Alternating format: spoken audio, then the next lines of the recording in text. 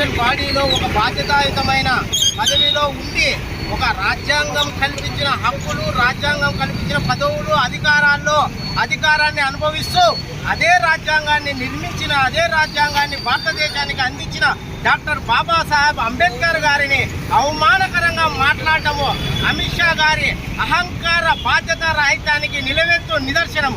ఈ సందర్భంగా ప్రపంచ మేధావి, ఆర్థికవేత్త, తర్వాత భారత రాజ్యాంగం నిర్మించిన ప్రపంచ మేధావైన భారత రాజ్యాంగ నిర్మాత డాక్టర్ బాబాసాహెబ్ అంబేద్కర్ గారిని అవమానకరంగా మాట్లాడిన అమిత్ షా గారిని మేము ఈ సందర్భంగా జాతికి క్షమాపణ చెప్పాలని, అదేవిధంగా బీజేపీ ప్రభుత్వమైన బీజేపీ జాతీయ అధ్యక్షుడు నడ్డా గారికి ఈ సందర్భంగా ఈ నిరసన కార్యక్రమంలో మేము ఒకటే డిమాండ్ చేస్తున్నాము.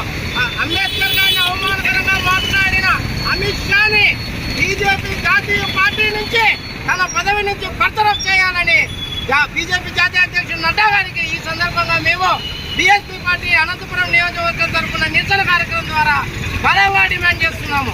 జై భీమ్. తర్వాత అంబేద్కర్ గారిని మీ యొక్క రాజకీయాల కోసం, మీ అధికార స్వపక్ష పక్షాలు మీ రాజకీయ లబ్ధి కోసం అంబేద్కర్ గారిని వాడుకోవడము, ఆయన పేరును అవమానపరచడము, ఆయన్ని కించపరిచినట్టు మాట్లాడితే మీకు ఒకటే ఈ సందర్భంగా తెలియజేస్తున్నాము.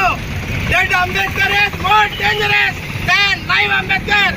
రాజకీయ పార్టీలు ఈ సందర్భంగా జాగ్రత్త ఉండాలని మేము హెచ్చరిస్తున్నాము. జై భీమ్.